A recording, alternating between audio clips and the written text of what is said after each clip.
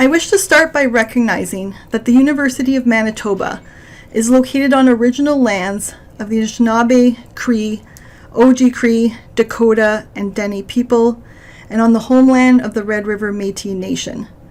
We respect the treaties that were made on these territories, we acknowledge the harms and mistakes of the past, and we dedicate ourselves to move forward in partnership with Indigenous communities in a spirit of reconciliation and collaboration. I am the coordinator of the program of Access to Justice in French at the University of Manitoba. And the events of this week are a collaboration of the Faculty of Law, the Manitoba Bar Association, and the Society of the Manitoba Bar. So we are very happy to welcome you today to this session about the Access to Justice in French program. I will now explain to you how you can access this event in both languages.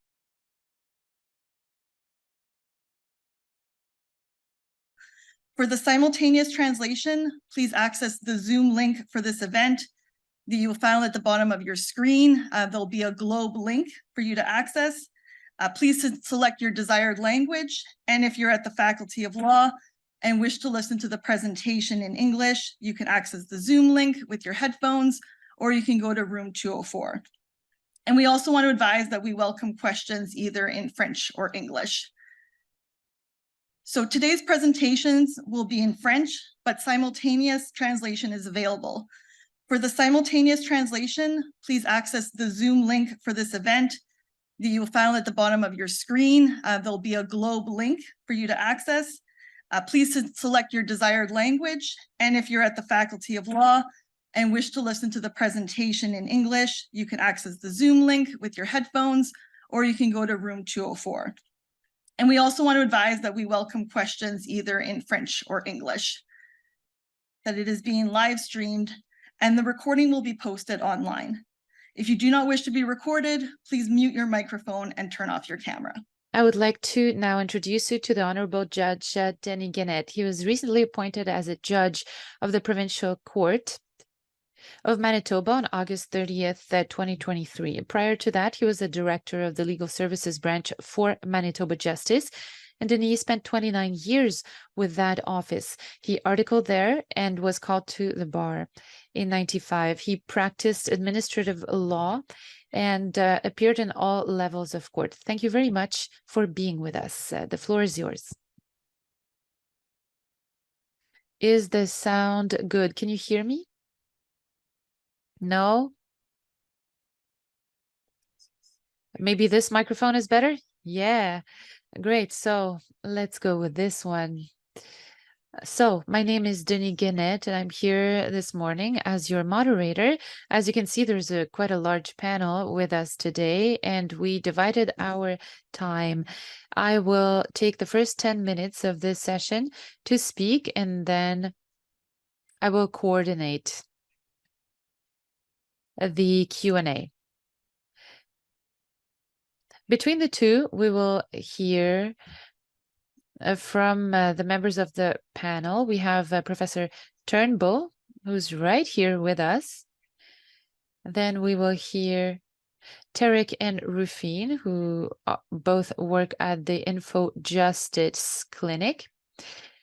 And then Jean-René Dominique will talk to us about the Clinique Juridique, the legal clinic. At the end, we will hear from Justice Rivoalen, who was recently appointed as the Justice in Chief of the Court of Manitoba. So I am going to moderate this discussion, but also will introduce you to the panelists really briefly. The Professor Andrea Doyle joined the faculty in July 2023, and she's also the coordinator of the Concentration and Access to Justice in French here at the faculty. She teaches law in both languages, and she has a practice with the firm Thompson Dorfman Sweatman LLP. Now, she co-developed the program of the Access to Justice program. Mr. Tarik Daoudi is the General Director of the Association of the Juristes d'Expression Française du Manitoba. So the Info Justice Clinic, and he has been a member of the Manitoba Bar since 2020.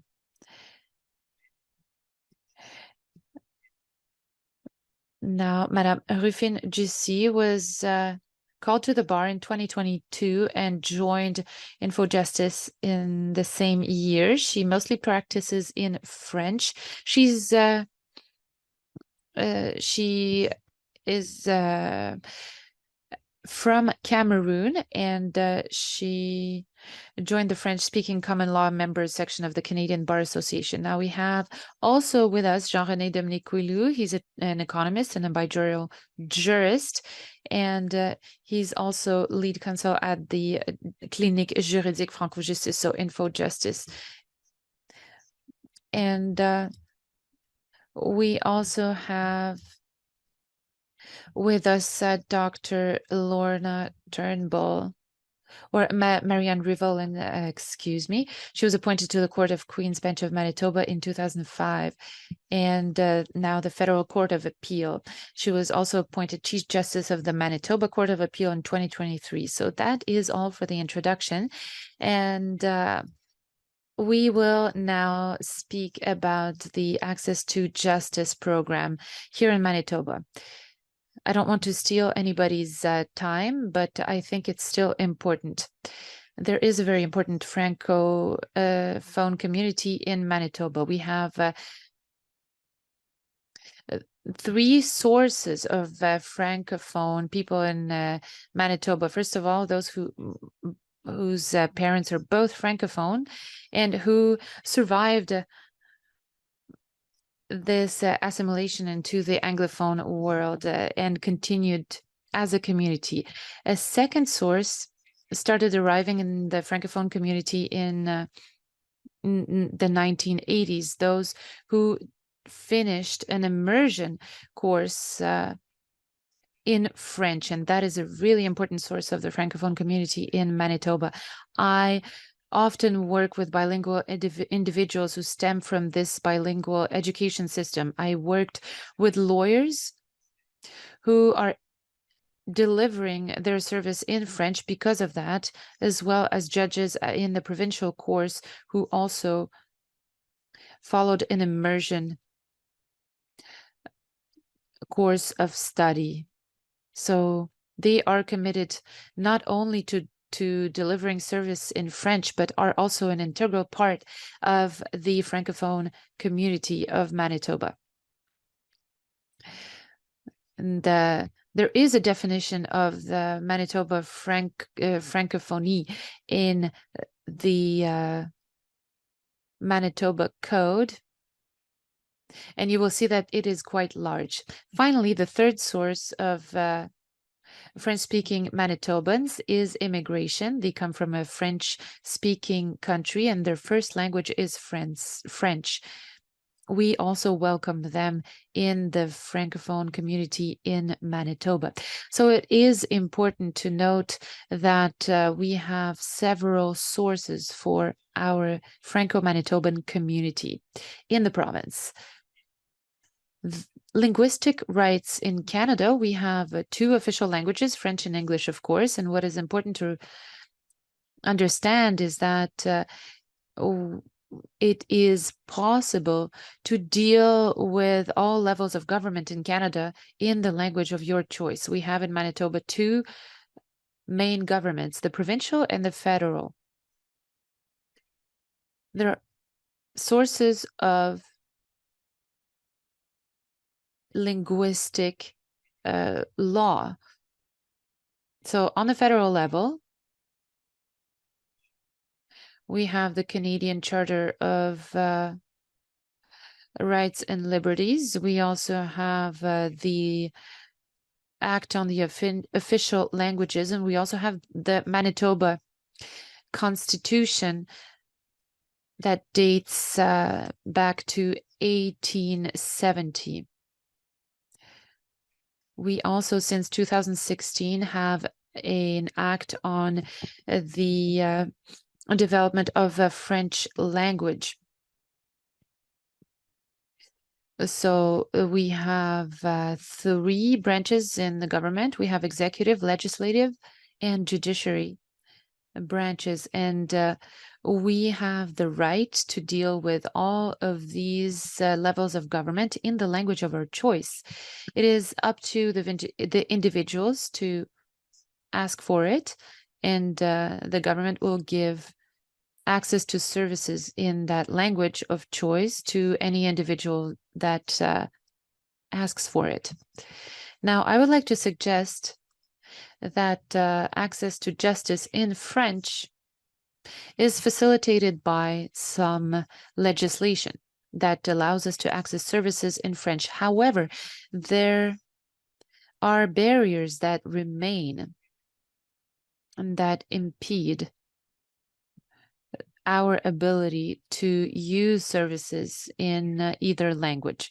One of the biggest problems that is now being made more and more aware of is language insecurity. Language insecurity is when we do have French knowledge and skills, but maybe this knowledge and skills are not as good as some other people's, and that can limit us in our motivation to use our language to do what we want. So we need to talk about linguistic insecurity as a barrier to access to justice in French. If we work as a lawyer and we do have the capacity to use our French, we should do it. And if we have to use a word here and there in English, it is better to do that than to simply avoid using French altogether. That will only contribute to extinguishing our ability to speak French in general. So that was my pitch, and I will now let my colleagues deliver their message on access to justice in French. Perfect. Microphone is working. All is good. I would like to start by saying that I have a colleague at the National Network of Access to Justice who described me as a Francophone with native that is actually a native Anglophone. So my parents are both Francophones and Anglophones, and I am part of the second category who learned French as a second or even third language. But in Manitoba, I am part of the Francophone community, and that gives me a special perspective. It is a different perspective, granted, but it keeps me committed as well. So it is as if I went through a religious conversion. I am very passionate about a Francophone community, and perhaps to the same degree or even more so than someone who was born a Francophone.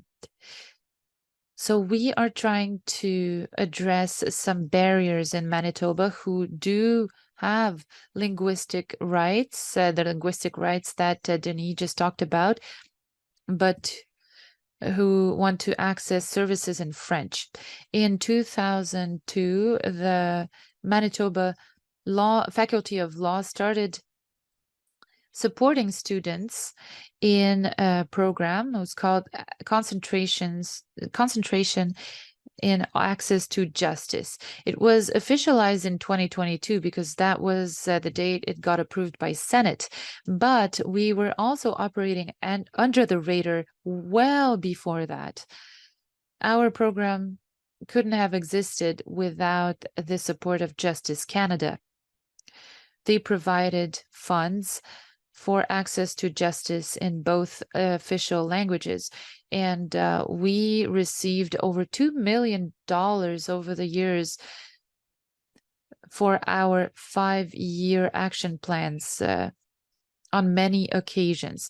So we started in 2011 with a course on linguistic rights. As Denis mentioned, every Manitoban has linguistic rights, and in many instances they had not been honored. So we are working on that. From 2011 on, we started creating classes for students in this concentration.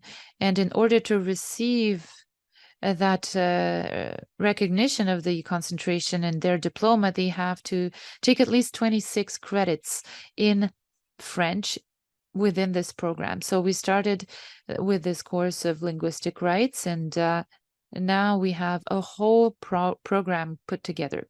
Last year, we had 7 students, and this year we have 12 students. I hope that we will continue to see this growth, and that will contribute to our capacity to offer services in French to our community here in Manitoba. We also couldn't have started without the great support of the Manitoba Francophone community from the beginning. It is really the members of that community who approached us to say it's possible to study common law in French if you go to Moncton or Ottawa, for instance, but why are we not doing anything here? We are a bilingual province, but we don't have anything to help people access justice in French here in Manitoba. So this is how, with my colleague Raymond Hébert, we started giving these linguistic justice courses.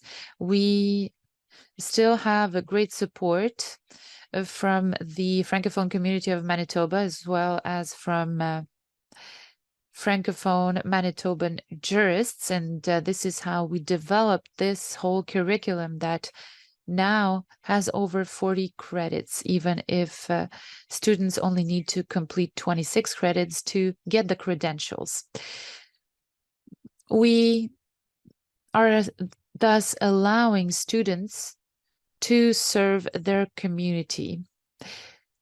We are trying to offer courses that will not only give people a better linguistic capacity, but also give them some practical knowledge to respond to the needs of this community.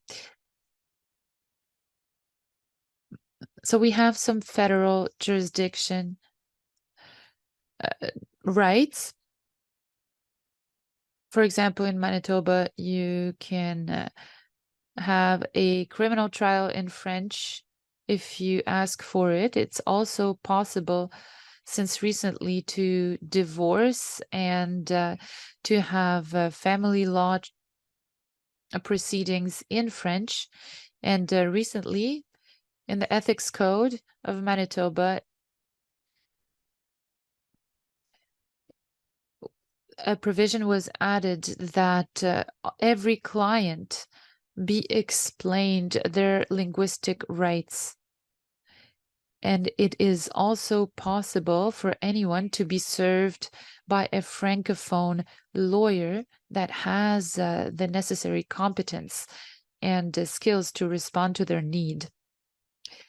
The program of access to justice in Manitoba also noted that there is a continuous need for training jurists in linguistic justice. So it is not sufficient to not have any access to continuous education. So we collaborate with the Bar Society, the Bar Association, with some classes from Manitoba to make sure that people have access to continuous education and continuous learning.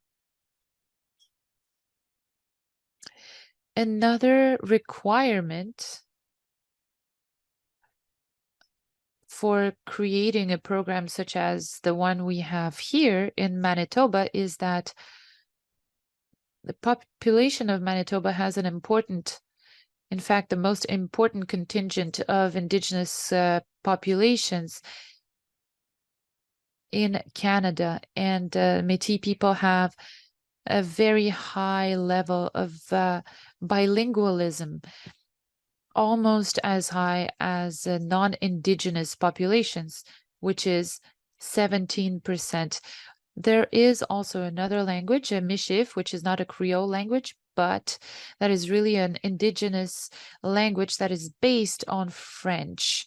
So the possibility of studying law in French will allow Francophone lawyers to actually reconnect to their Indigenous roots. As I said earlier, here in Manitoba, we had a need to study law in French. And before starting this program, it was possible to go to Moncton to do so and to study common law. So we're not trying to steal students from Ottawa or Moncton, because we're obviously don't offer the same kind of program. We don't offer all of our courses in French, but what we did try to do is to give the possibility to students to develop their capacities in French and to reduce barriers that could exist for people who could not go abroad or out of province to study, either because of family commitments or because of handicap or their financial situation. Not everybody could go to Ottawa or Moncton. So what we're trying to do here is to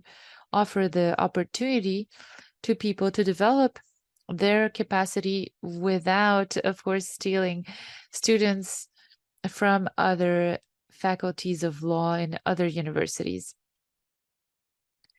I'm looking at the time and I have about 2 or 3 minutes left. So I would like to just say that the courses that we offer, we start with our course of methodology. We don't have grades in this course. It's only pass or fail, and that really removes this barrier of linguistic insecurity that we just talked about. And it's not only about the insecurity of Francophones who learned French, like as myself, but also to Francophones who simply do not have the opportunity to practice their French, especially their legal French, because they live in an Anglophone community. So that is a very safe environment to start our studies in French.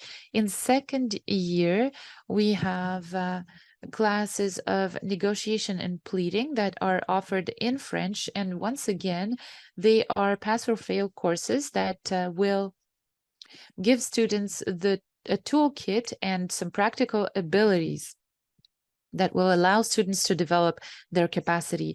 Then we also have legal French classes that focus on vocabulary in both private practice and public law.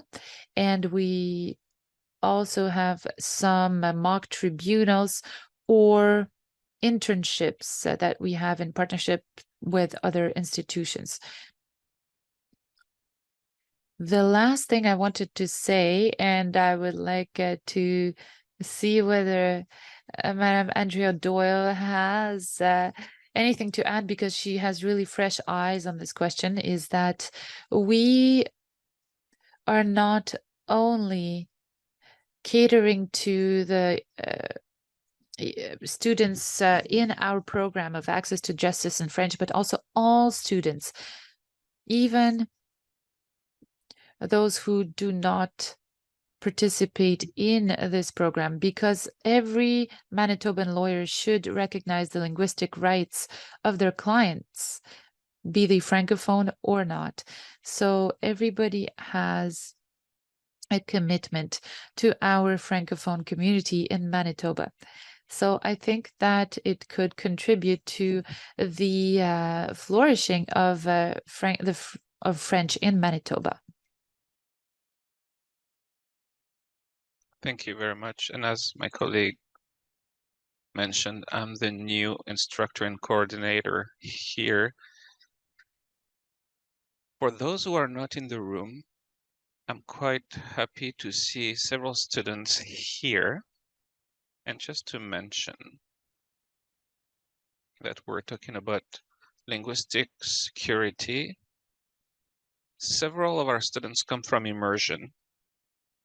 And after going through in high school, they don't have a chance to practice their French. So they can come here and have classes in English and in French. In terms of success, we've had negotiation competition last year and the team finished second. It was quite great because 4 of the teams came from Quebec. We also have pastorage competition. One of the students finished second at that competition, and the Laskin as well, where our team won the Laskin Spirit. So we're quite happy with the success we had last year. And on top of having 12 students in first year, we keep improving, making that bigger to promote the concentration. And I would also like to thank all the Francophone organizations and lawyers who support us so that we can continue that program. And I will pass the microphone. Thank you very much.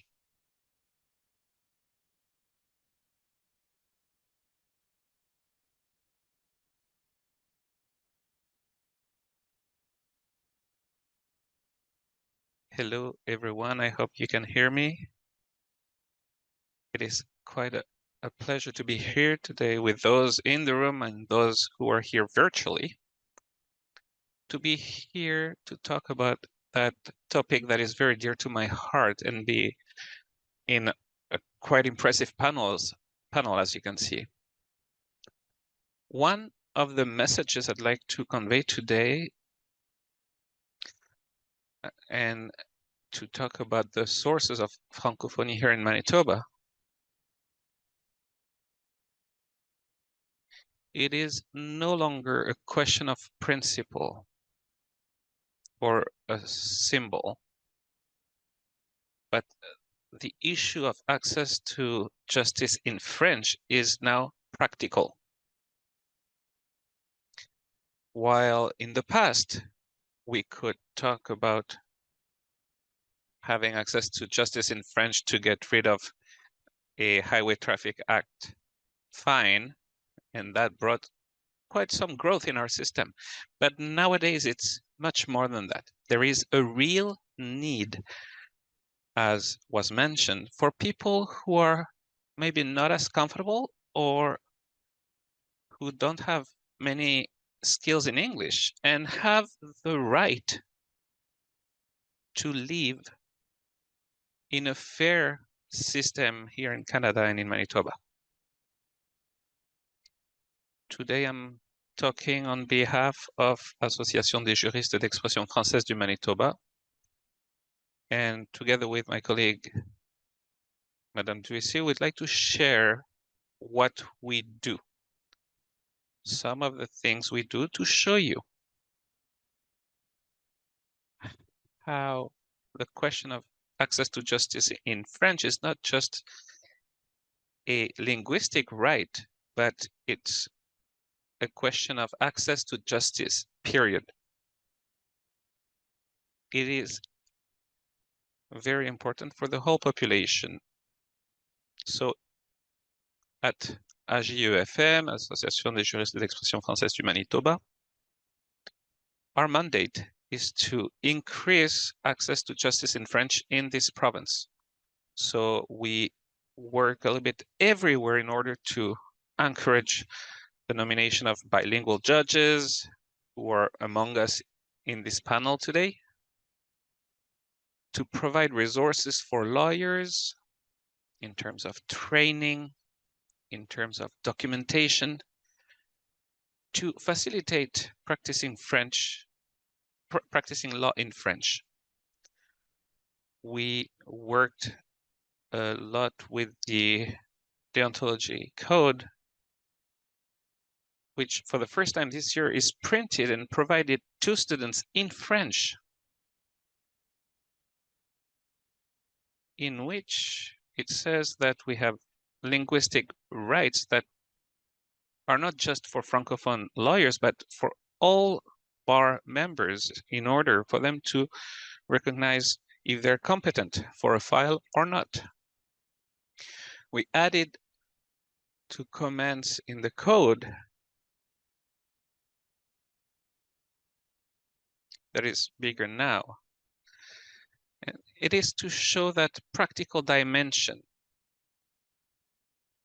Last year and the year before, all levels, all court level, provincial court, Court of King's Bench, and appeal, a Court of Appeal, modified the rules so that the documentation that is filed be when there is a quote of a bilingual law, so a federal law or a provincial law here in Manitoba, that the law be quoted in both languages, even though the whole brief is in English only. There were some Court of King's Bench directions to insist upon the fact that when there is a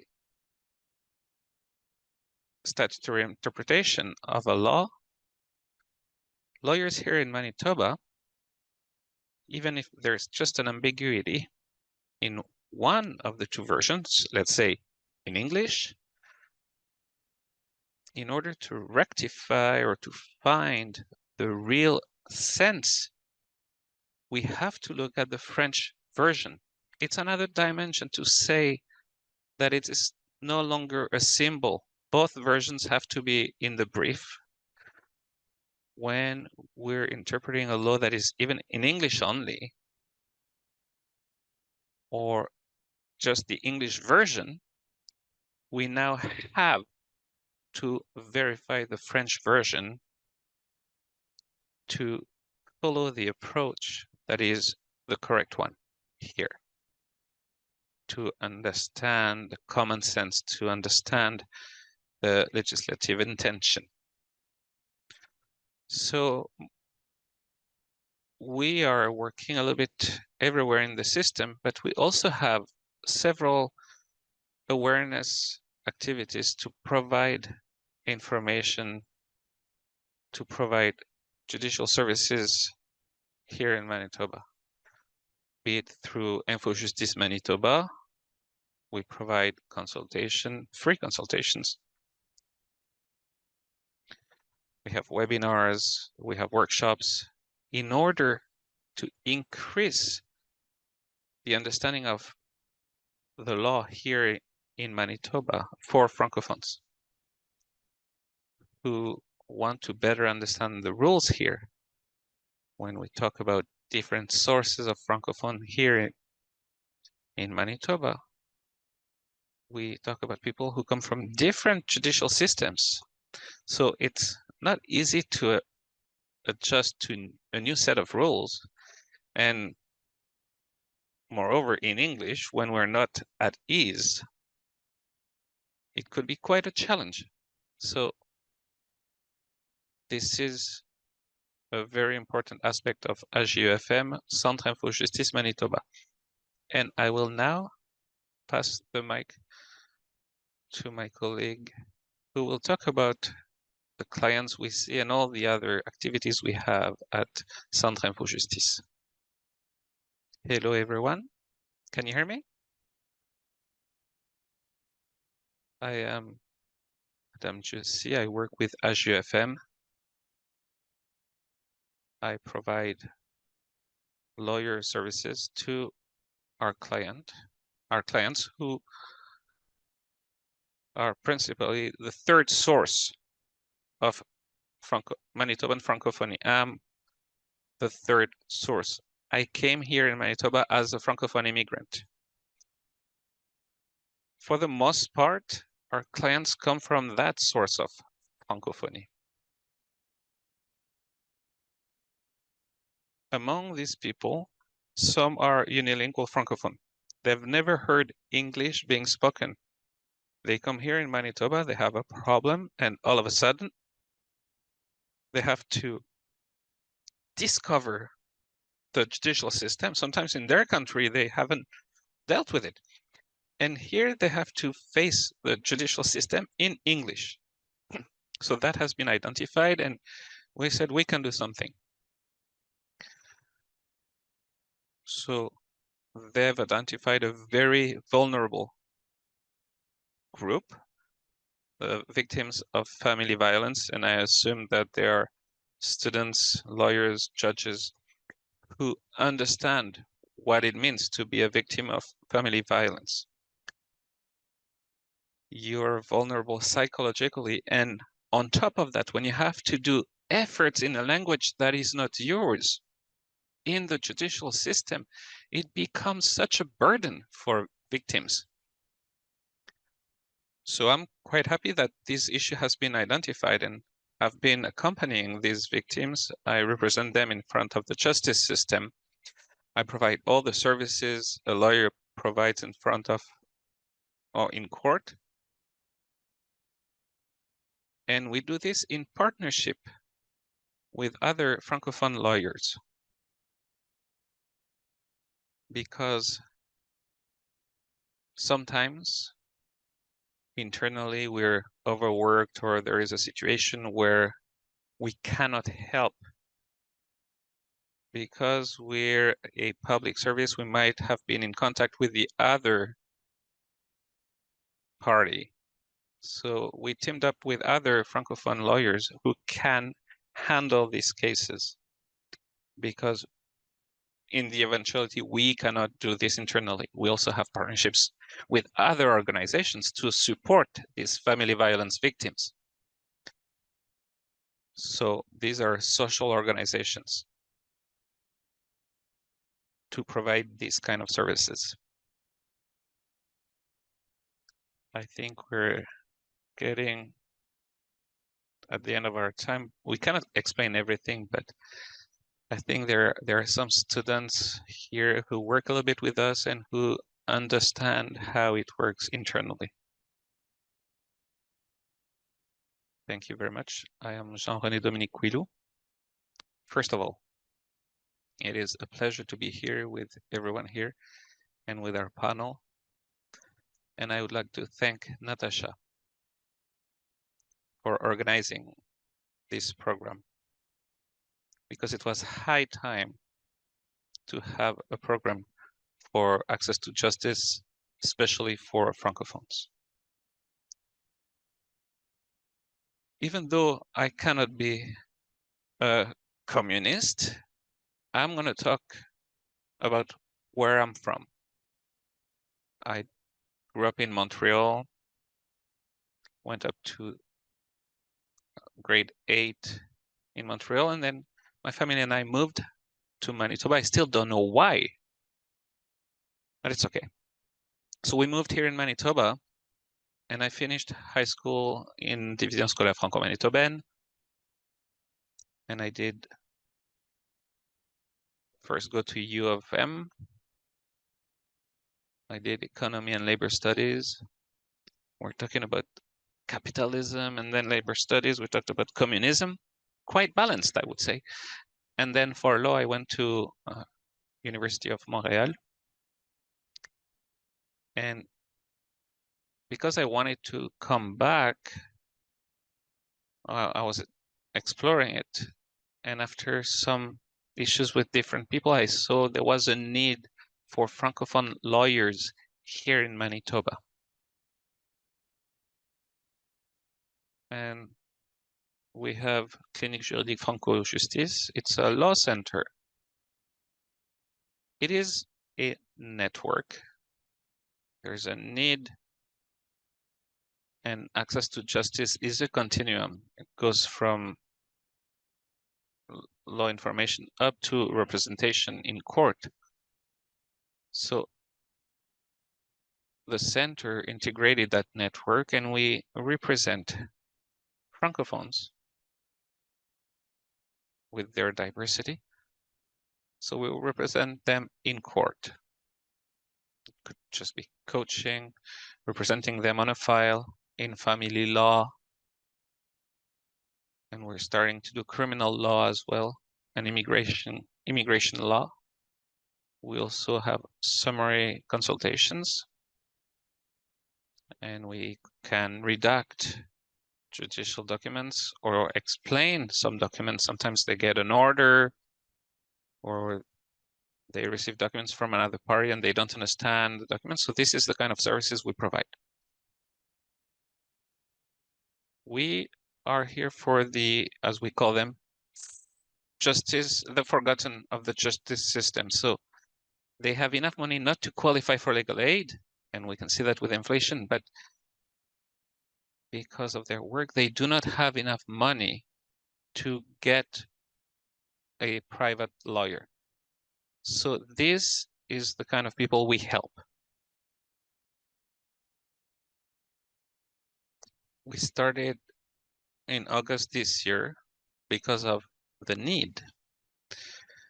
And we also provide services to racialized or BIPOC people, and I don't like these kind of terms,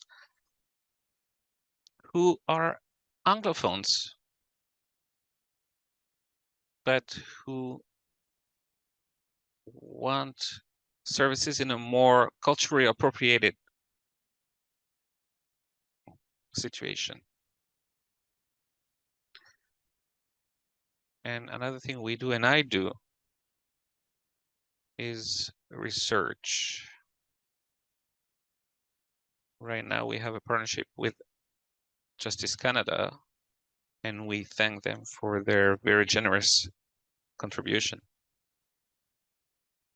And we will develop learning documents on programs, on training, on what we call judicial integration.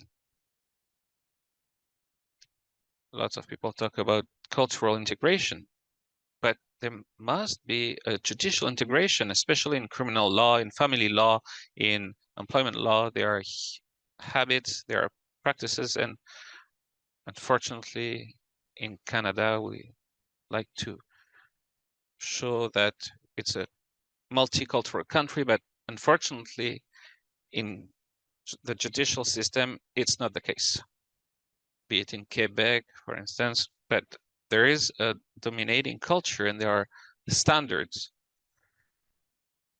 The law is as is, and it has to be applied. And this kind of population discovered that at the very last moment. So we will be developing learning documentation that we will send throughout Canada, and it will be available for whoever wants them. It could be videos, cartoon documents. So this is being developed. And we are in partnership. Sometimes Centre Info-Justice refers some people to us, or we do the other way. And I'm also a partner lawyer with Centre Info-Justice when there is a conflict of interest or when there is too much work there. So I sometimes help to represent these victims, be it for a trial or something else. So that shows the network and what we do. We also, with the Hood Fam, that helps youth that are in the prison system or the court system for reintegration. And what I like to do is get involved before they face court. And we also have a mobile clinic to meet people where they are. Sometimes on a Saturday, we're in a church basement or in a mosque. And recently, we've started to do our clinics on Thursdays with healthy Muslims. And I see the director here, who's also a student here at Robson Hall. And we provide these services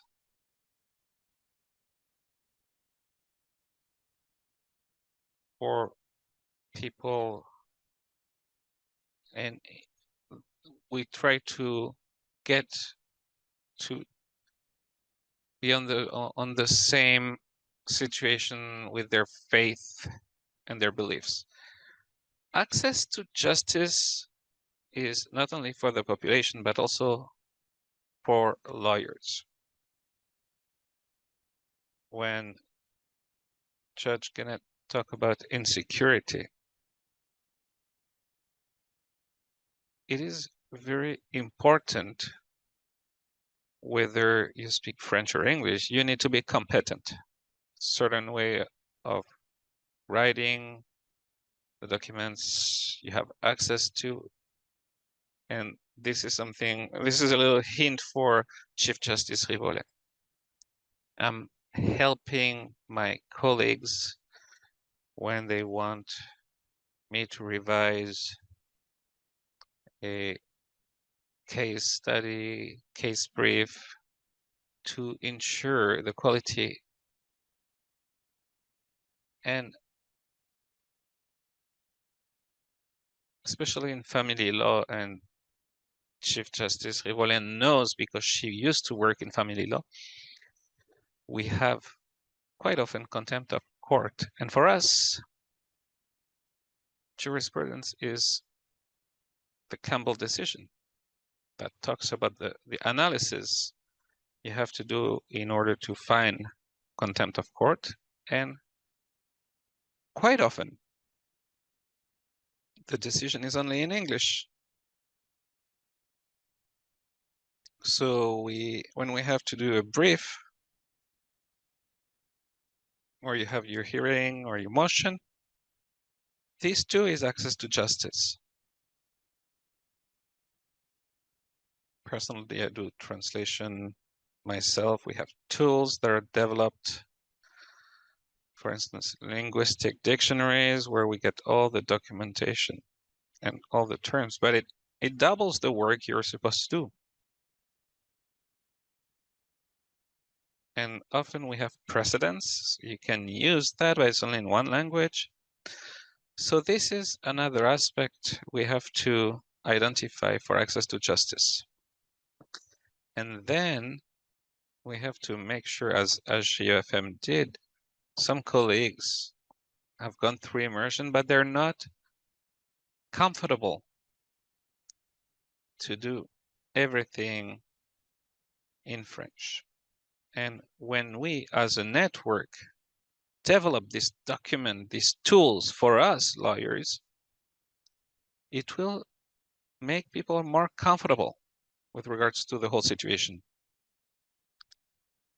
And I would like to put the responsibility on Francophones and lawyers as well. So yes, there is a lack of resources, especially in court. Quite often in Court of King's Bench Family Division, there's a lack of bilingual judges. Sometimes I see Juge Chartier, Juge Berdo. So we also have lawyers who've been there for 10 years, and we have to put our name forward to make sure that there is a pool of lawyers who can be there. And as lawyers, we have obligations. I have lots of clients who know that if I do the whole thing in English, it's going to be faster. We understand that it's a difficult situation when you talk about separation, divorce, parental rights. They might not really want to hear that we're going to be Francophone fans. And sometimes I force them, I'm not scared to say, I force them to show that the need is here. Sometimes it's a family where one of the parties speak French, the other does English.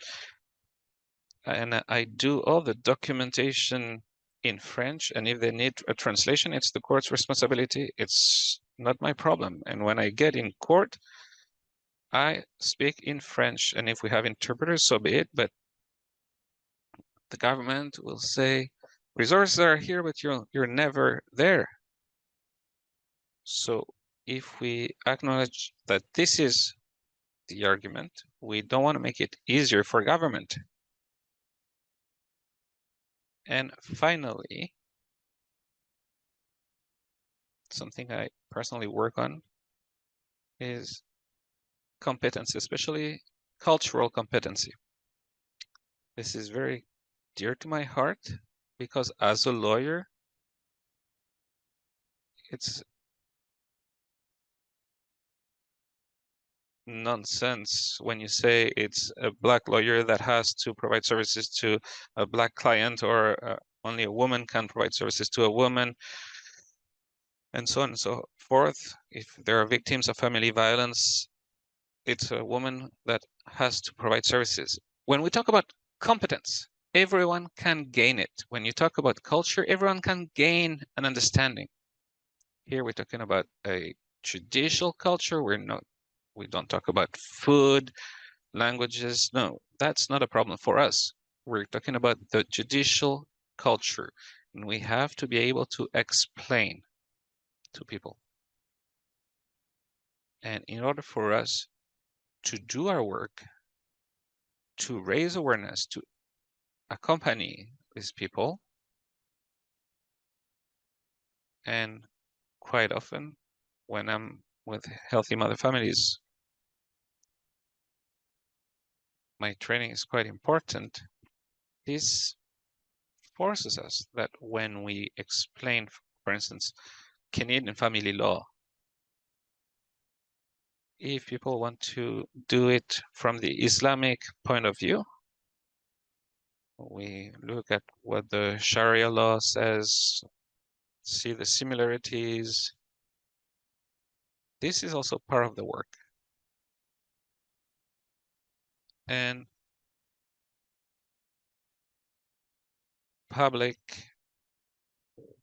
don't want to see patronizing. They don't want to see us lawyers as saviors who will do and save the world. When access to justice in French is there, we need soldiers, we need a workforce. I'm very happy to see all the students here, and it is very important to understand that everyone can be competent. Everyone can do it. It's just a matter of having resources and getting involved. Thank you very much.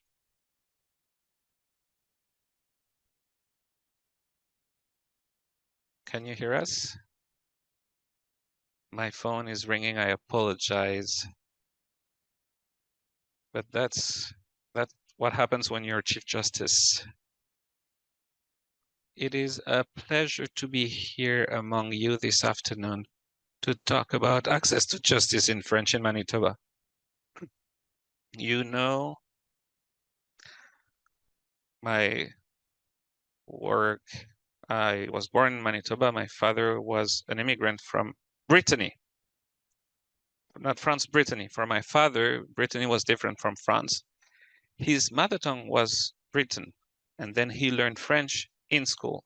It's quite interesting. And my mother was a Franco-Manitoban.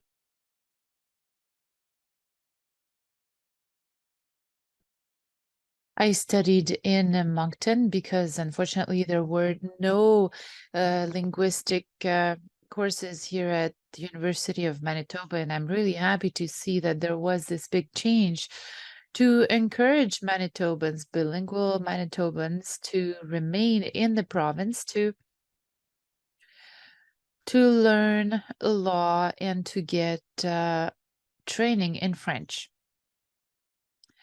I went back to Manitoba for my internships and to work as a bilingual lawyer for 14 years, especially in family law. And I insisted when our clients were francophones to have proceedings held in French, even if the other party was an Anglophone.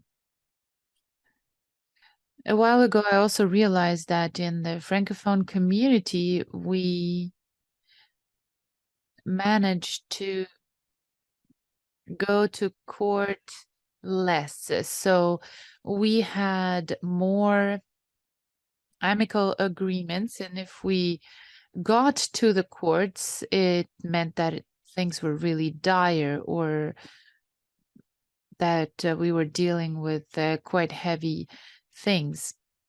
I even brought the code, the ethics code with me, and Article 3.22b on linguistic rights is really worth reading because it gives you a little class on language and the context of linguistic rights in the comments. So the ethics code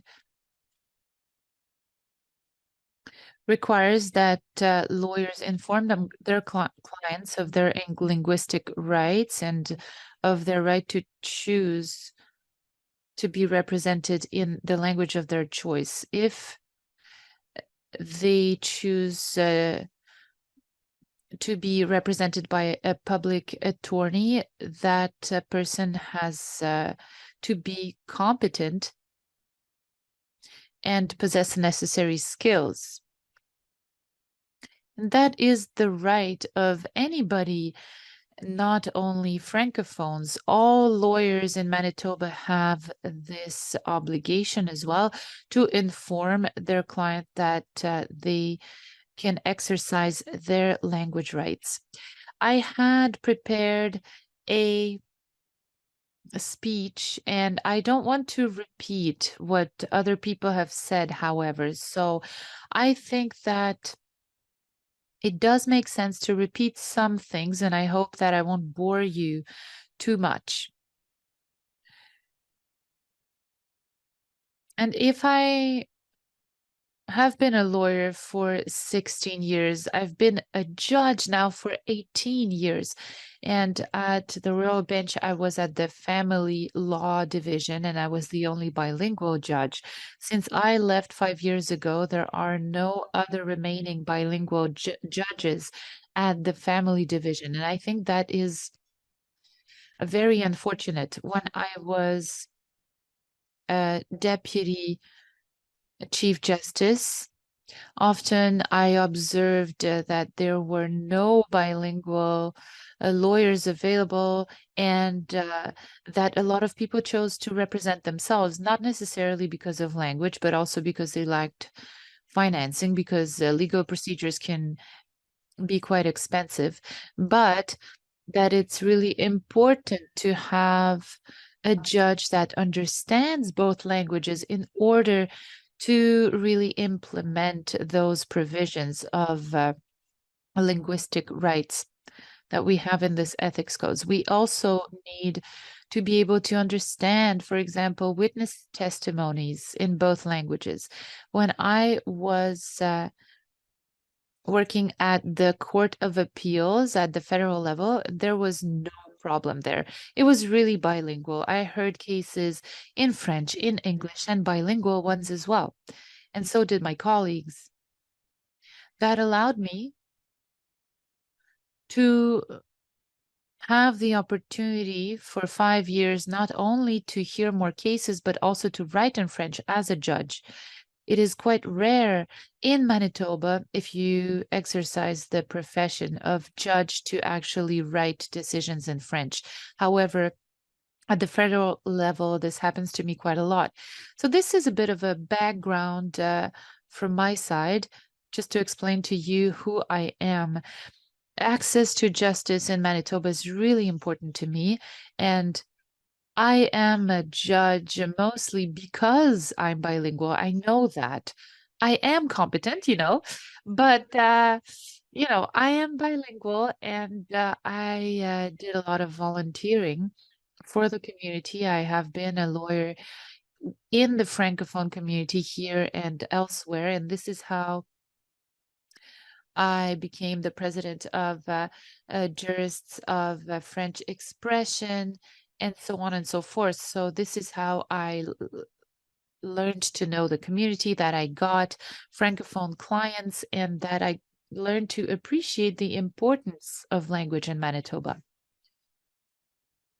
So we know that according to experts, access to an equitable and efficient justice system, as well as an efficient settling of problems, is an essential element for the health of the community. And the reality for legal questions are also situated within a larger context. For example, employment, education, health, and lodging. So it's important to get rid of these barriers as soon as possible. Having a legal problem is really conducive to have all kinds of other problems. So often these all come together. We often have legal problems along with problems of housing and family and so on and so forth. So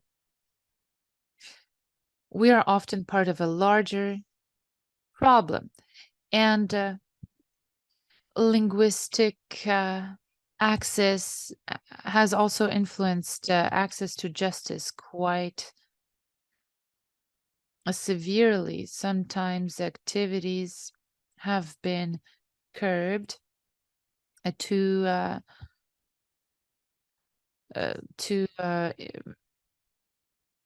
comply to some public health provision, and a lot of people in the north of Manitoba and other remote regions who do not necessarily have the necessary connectivity, the necessary Wi-Fi and network facilities, and even computers.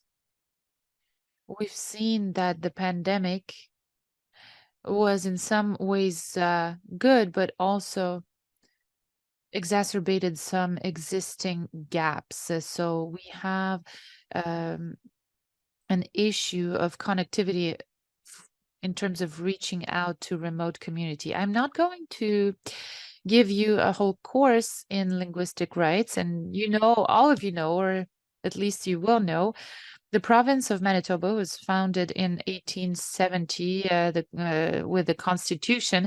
It is really Article 23 that is the major article on linguistic rights, and it is the only one as well. We fought for our linguistic rights and their recognition for over 100 years. And at last, in 1985, the Supreme Court of Manitoba decided that French and English are the two official languages of Manitoba. All tribunals in Manitoba and all of the legislative structure in Manitoba has to be bilingual. That is very clear, and the question is already settled. We're not going to go back on that. I'm going to skip over the context and the history of the big fights that the Francophone community in Manitoba has led to have their linguistic rights honored in 1985. And the reference to the Manitoban linguistic rights in 85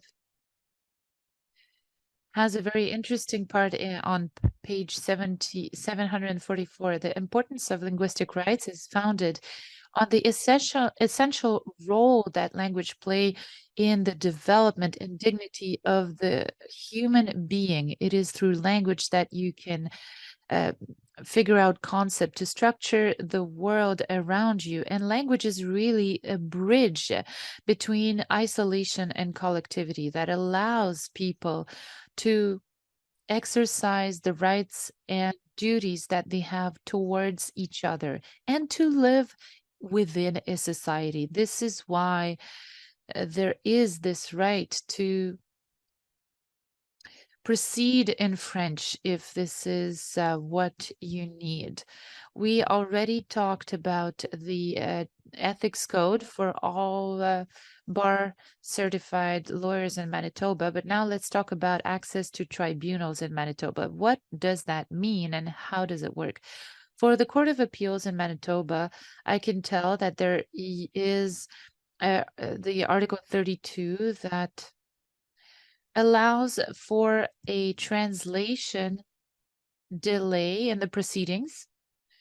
So we have the right to ask for an extension to the before we submit any documents that need to be translated into French. And there are also some rules on the use of official languages. In the Court of Appeal in Manitoba, there is no doubt that an introductory document for any case can be redacted in French. That is the law.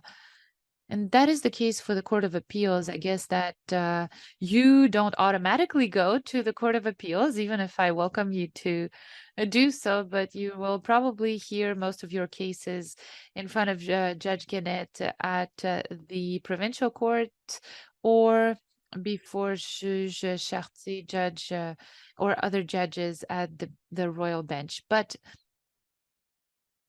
that being said, at the Court of Appeals, it is totally possible to submit your documents in French. Once that happens, then the judge panel will have to be bilingual as well. Now that I am Chief Justice, I can really guarantee that we have a bilingual judge panel that will be able to understand both languages. And that is part of the rules. Now, at the Royal Bench, Article 98 allows for this extension of the timelines for submitting documents that have to be translated in French. And since September 1st, 2022, we also have a Rule 70.224.1, which is bilingual statutory provisions in briefs. We also said that this was mandatory and that it's really a question of a statutory interpretation of a law. In that case, the party or the lawyer has to include both versions of their brief, and that is quite normal. If we have a bilingual court, we should always provide versions in both languages for the briefs. That is one of the regulations of the Royal Bench Court. And again, at the Royal Bench Court and other courts, we have a rule since April 16, 2012 that you can find on their website. That regulation explains how language interpretation should be provided in all the proceedings, be they criminal or civil, and that includes, of course, the family court. So we have access to interpretation services, which are quite different from translation services. Translating is all about written documents, whereas interpretation is an interpretation of live proceedings between people who speak different languages.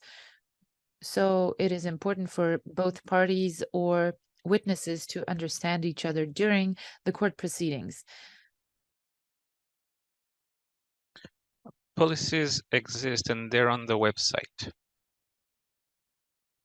If you want to proceed with a hearing in French, let's say it's civil law and you represent a client and you want to have a hearing in French, you have to tell the coordinator, Sharon Phillips, and the lawyer or the self-represented person tell the coordinator before the dates, I want to proceed in French, and that starts the whole process. There is also Michel Rillet at Saint Boniface Court. If you call her and say, I want to proceed in French, even if it's in Winnipeg Court, the two people who work there, Michel Rillet and Pierre-Marc Chartier, are bilingual, and they get involved right away to make sure that French services is available and that the judge is bilingual. For provincial court, and maybe Justice Guenette might know better, there is nothing in law or in the rules, but it's the same policy. The lawyer or the self-represented person must advise the coordinator for interpretation services, and that usually starts the whole process for the client or the accused.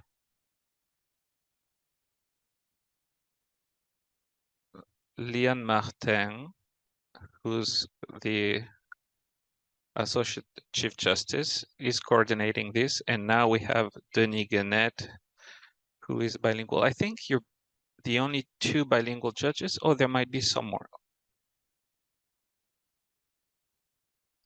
And for the Crown, criminal pursuits, there is contact for prosecutions, and they would start the process right away to make sure that either translation or interpretation is available for an accused who would like to proceed in French. In Manitoba, we have three courts: Court of Appeal, Court of King's Bench, and Provincial Court. But don't forget that in Manitoba, we also have federal court. We have the Court of Appeal, the Federal Court of Appeal, the tax court, and they're all at 363 Broadway. So if you're interested in doing tax law, that happens. That might happen. And it's not just criminal law and family law. There are lots of different domains. There is indigenous law, intellectual property law. Federal courts are here. They're bilingual. And these courts are moved throughout Canada. Judges go throughout Canada. In Winnipeg, we have a local office on Broadway. The clerk is completely bilingual. Judges are bilingual. And there is no problem if you drop something. If you file something in French, you'll get a bilingual judge who will hear the case. There is also Federal Administrative Court. In Manitoba, and it's quite recent, and I think Judge Guenette touched on this, the Francophone Community Enhancement and Support Act. Have a look at it. It's worth it, because in Schedule A, there is a list of all administrative court where you are allowed to ask for French services. So you yourself, or maybe your clients, will have to deal with the Automobile Injury Compensation Appeal Commission. So that's under the Manitoba Public Insurance Corporation Act.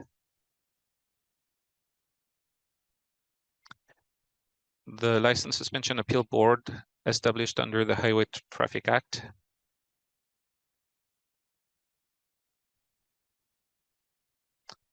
The Residential Tenancies Commission, established under the Residential Tenancies Act. You probably will have clients who will have to deal with administrative court. Make sure that their language choice is respected. According to this act, services should be offered in both languages.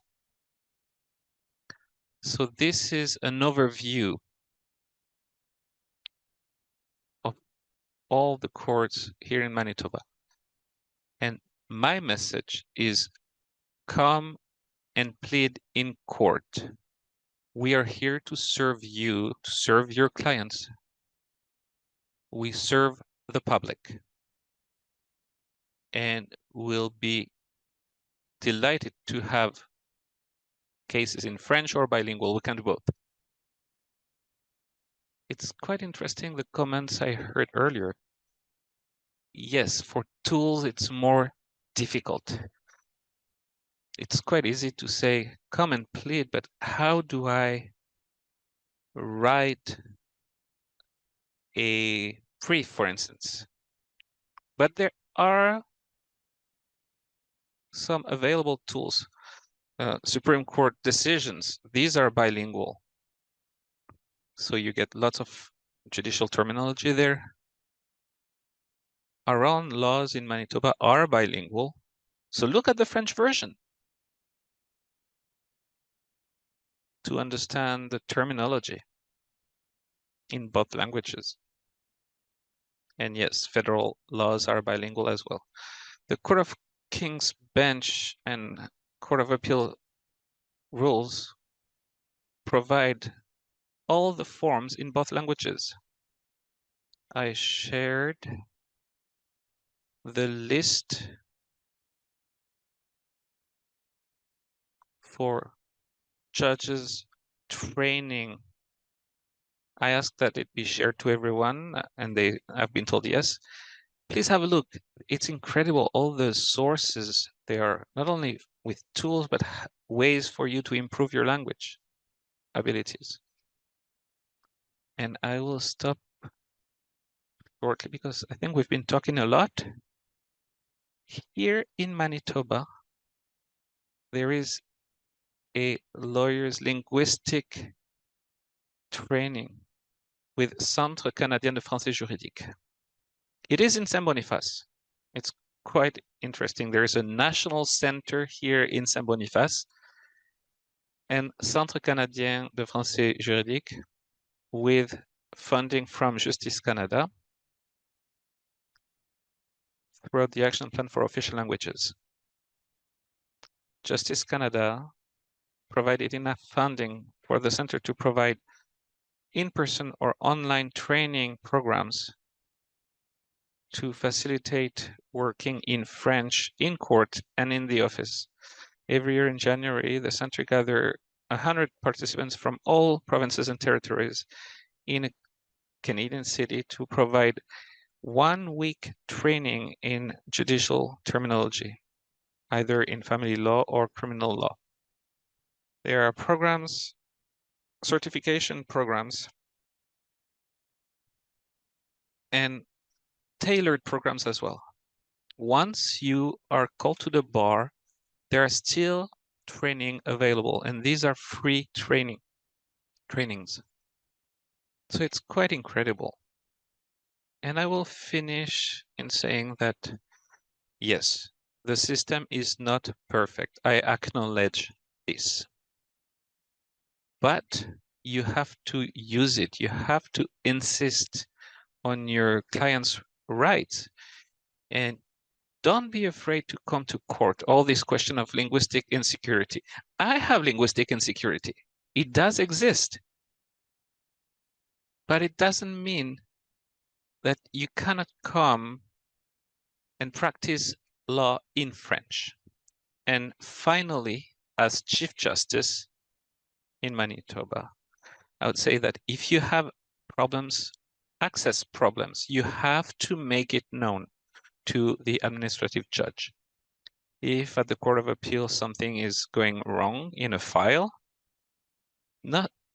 you can write to the Chief Justice saying, my client's linguistic rights, well, just explain the situation. And I would say it's the same thing with the Court of King's Bench. Make the situation known to Chief Justice Joyal, and with the Provincial Court, Judge Roston would probably go see Judge Martin, who is Associate Chief Justice. So don't be afraid to write to the administrative judges if it's a problem of access to language. And I will end on that note because there might be questions, but thank you for your attention. Thank you for those who are I don't know where. Thank you very much for your invitation, Natasha Brown. And we've been working together for quite a long time, Natasha.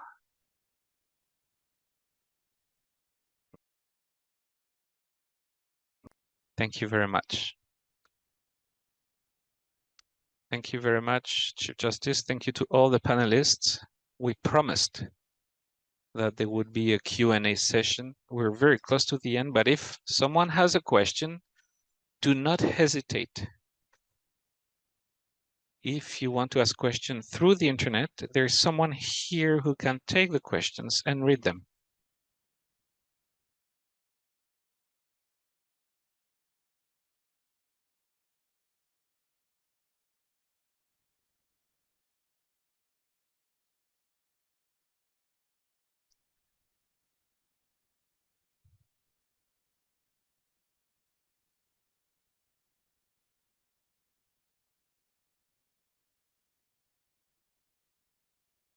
Thank you. My name is Afua. I'm a newcomer.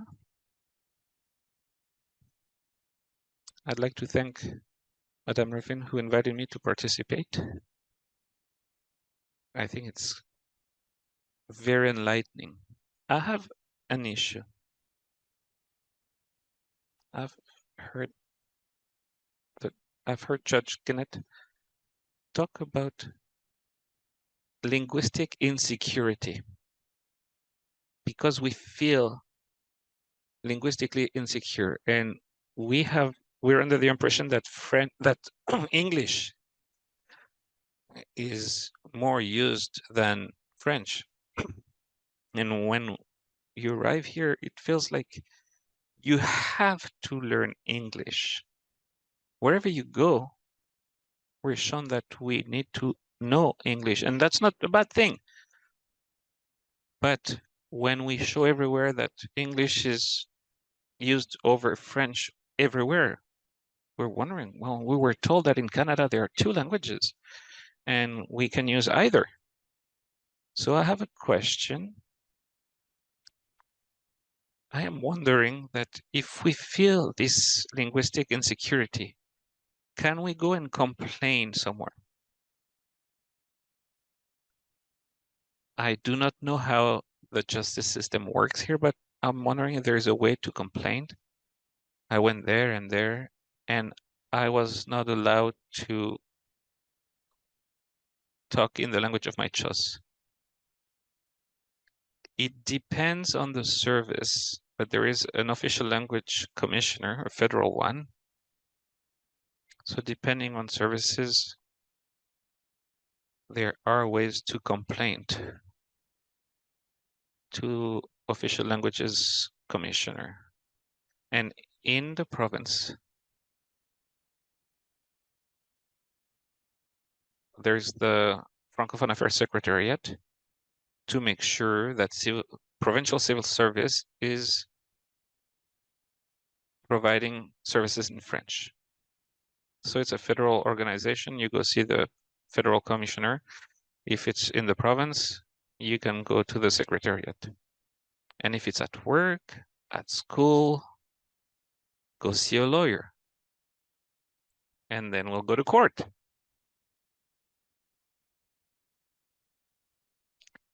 And there is also the question of a private service. If it's a store, for instance, there is no obligation to provide services in both official languages. It is on public services and not on with private activities, unfortunately. But there are lots of amazing stores in Saint Boniface where you can go and be served in either language. Thank you. I have another concern.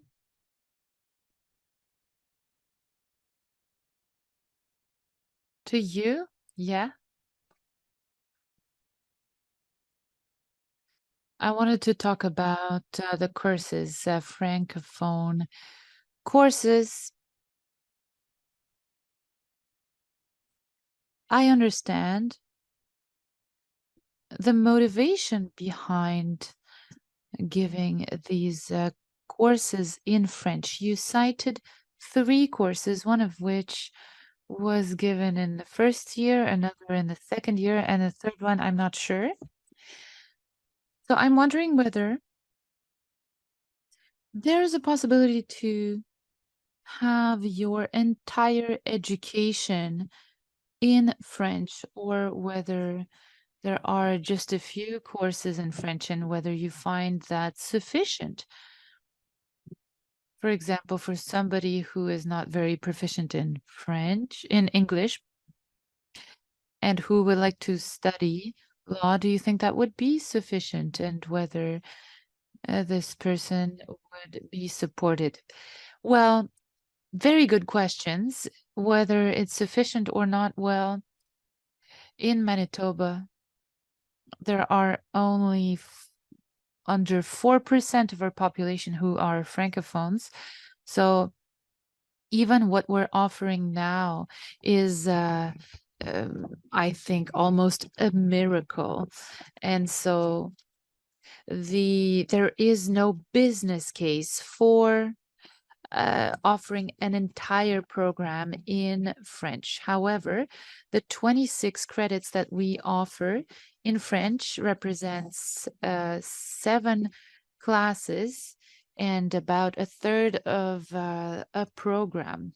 It is also possible to follow up to 40 credits in French, and that is 12 or 13 courses. So it's possible to follow a bit more of your curriculum in French. But the reality is that the Francophone population of Manitoba is a minority population, and this really mirrors what we were speaking about earlier, that English is much more predominant than French in Manitoba. So it's never possible for somebody to work exclusively in French in Manitoba as a lawyer.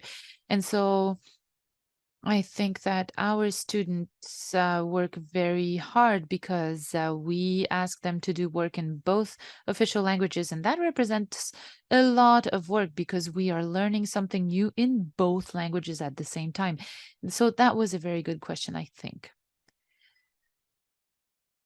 I have a question because, well, can't we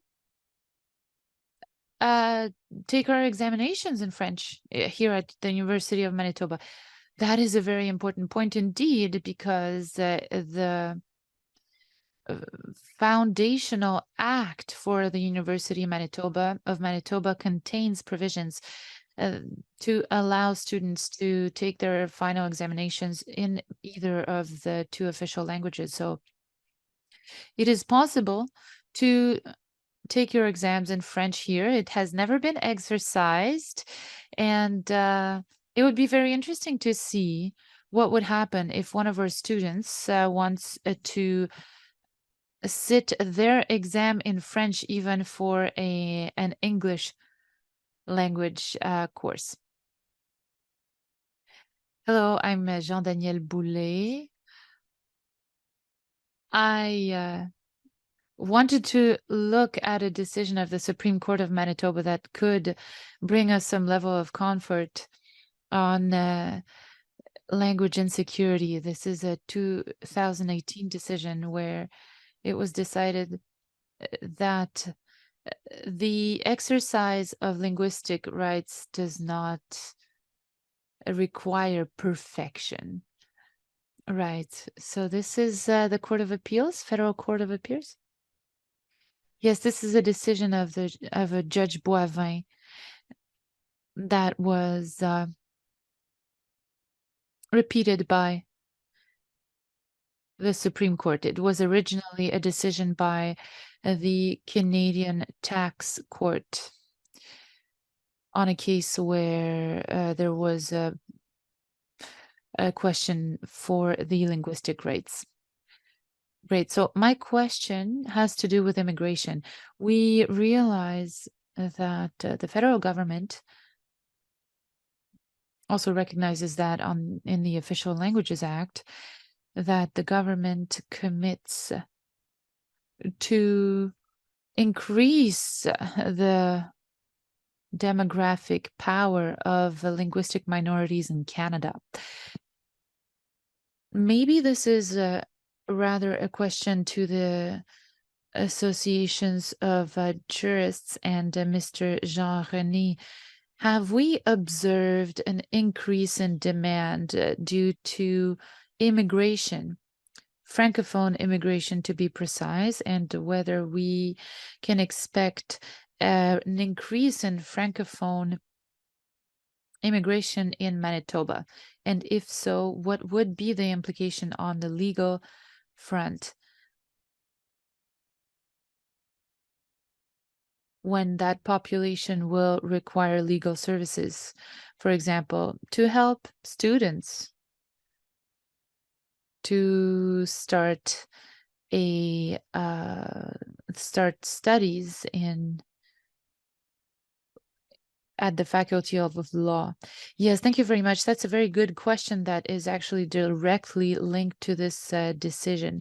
The Association des Juristes has existed for over 30 years, and Info Justice Manitoba was founded in part to respond to this very much increasing demand. And this is why I wanted to comment on the fact that for many people who are coming to Manitoba from other countries, it's not a matter of fighting for Francophone rights. It's just a matter of being able to live your life. So there are several issues here: access to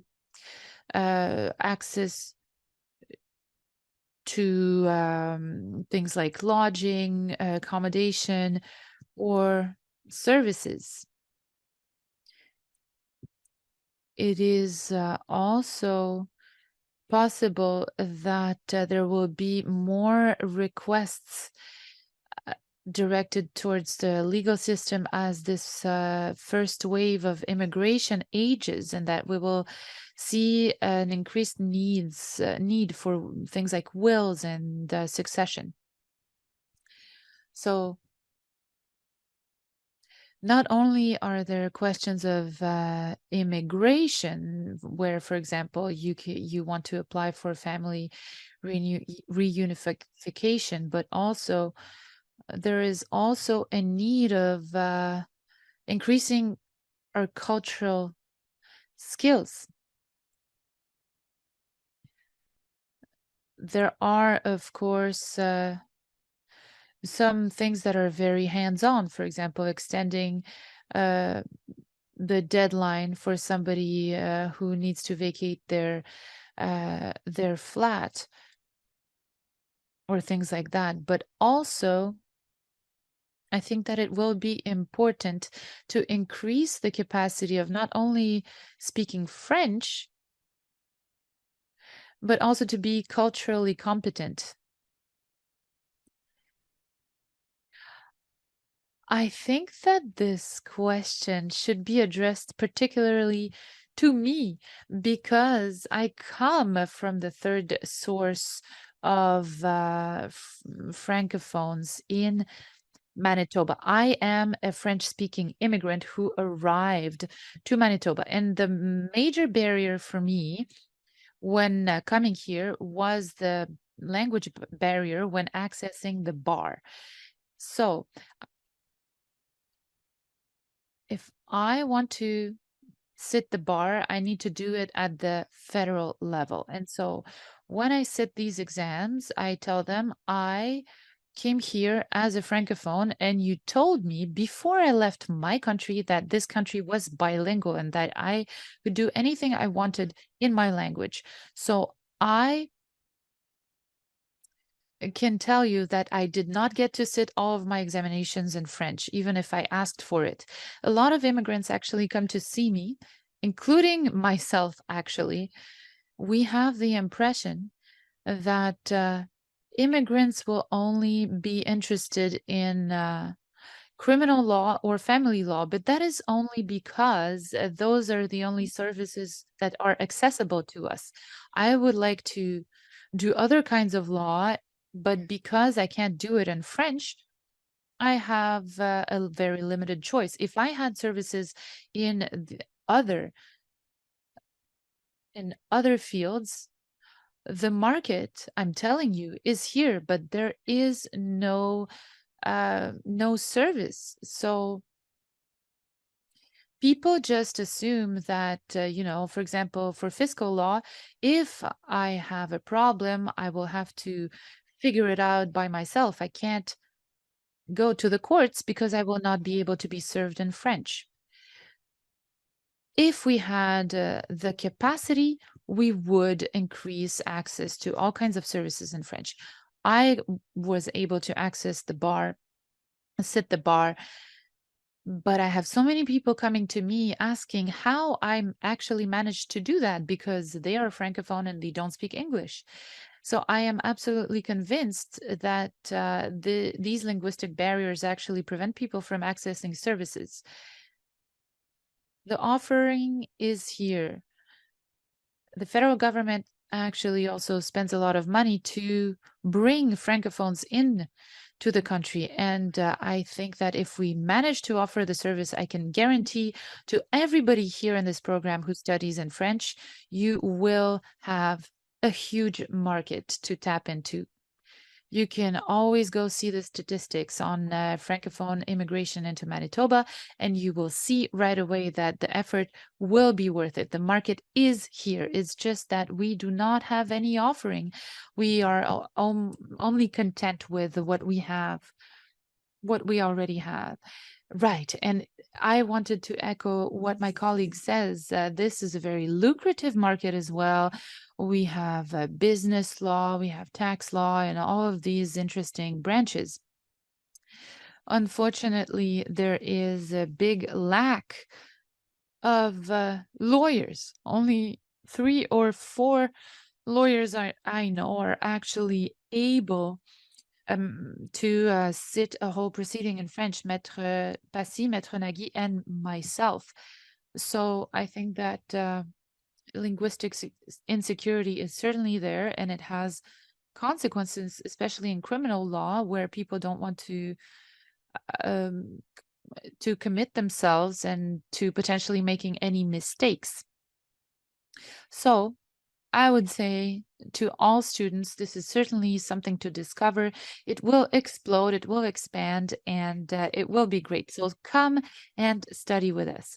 Okay, so thank you very much. We didn't know whether we should have planned 2 hours for this sitting, and we actually went for 1 hour 45 minutes. Thank you everybody for hearing us out. I think this was a great panel, and we heard a lot of very interesting things on access to justice in French. Would you like to conclude this section?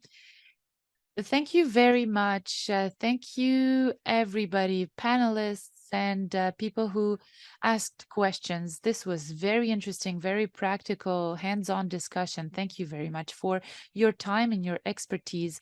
I would also like to thank people who are here, both virtually and in person, as well as to the Faculty of Law, especially Natasha Brown, our director for access to justice, our student April, and our communication team, Christine Nasser and Guilford, and also the team of interpreters who are currently interpreting this simultaneously.